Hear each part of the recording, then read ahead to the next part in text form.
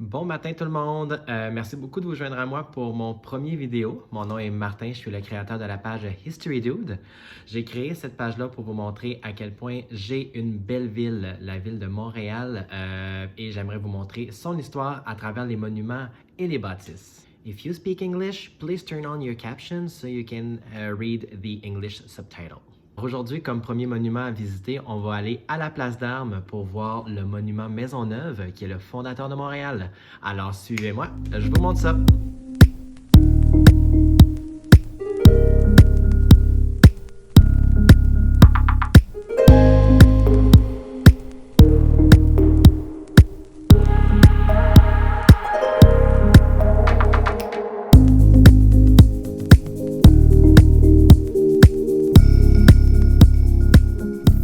En ce moment, je me trouve à la Place d'Armes, qui est au cœur de la ville de Montréal, présentement, du Vieux-Montréal pour être plus précis. C'est un endroit qui grouille de touristes et qui fut une fois la plaque tournante de la ville pour les tramways. En 1693, la place s'appelait la place de la Haute-Ville, due à sa situation dans les fortifications de Montréal et comparée au niveau du Saint-Laurent, qui est un peu plus bas ici. Dans ce temps-là, la place était une place privée qui appartenait aux Saint-Sulpiciens. Et les Saint-Sulpiciens, en font ce qu'ils font aujourd'hui, c'est qu'ils possèdent encore la plus vieille bâtisse encore debout de la ville de Montréal, qui est juste ici.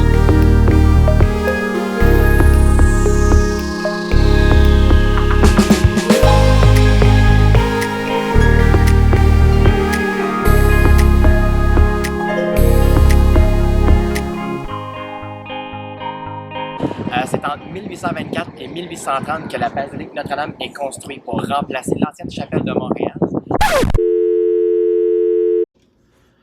Ok, en éditant mon vidéo, je me suis rendu compte qu'il y avait vraiment beaucoup trop de vent pour cette partie, alors je vais juste vous la dire. Ce que j'étais en train d'expliquer, c'est que c'est entre 1824 et 1830 que la basilique Notre-Dame a été construite pour remplacer la chapelle de Montréal qui était là auparavant.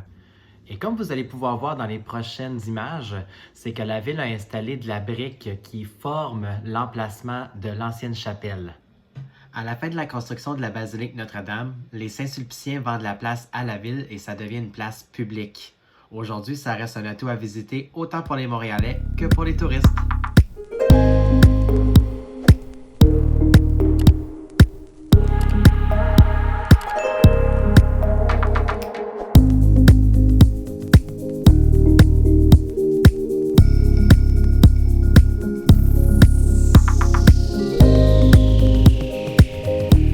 Au cœur de la place, on peut trouver le monument de Pierre de Maisonneuve, qui est le fondateur de la ville.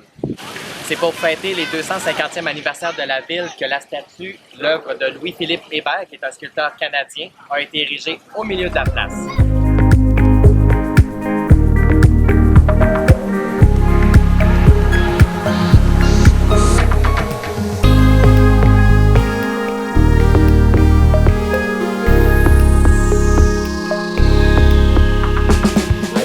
Du monument Maisonneuve, on peut trouver 4 figures qui représentent l'histoire de Montréal. Jeanne Mance, qui est la cofondatrice de Montréal, qui est arrivée en même temps que Maisonneuve.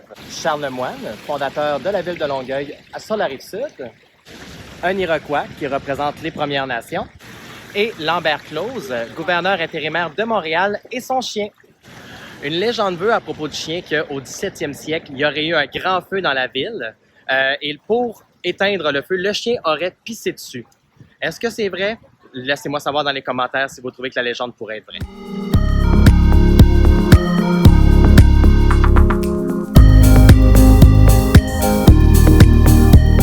Donc, merci beaucoup de vous être joints à moi. C'était tout pour la visite de la Place d'Armes et de son monument. Si vous avez aimé la vidéo, s'il vous plaît, likez et commentez en bas de la vidéo. Abonnez-vous à ma page pour m'aider à grandir sur la plateforme. Si vous aimez l'histoire en général, vous pouvez me suivre sur Instagram. Je vais mettre le lien ici. Et on se voit au prochain monument.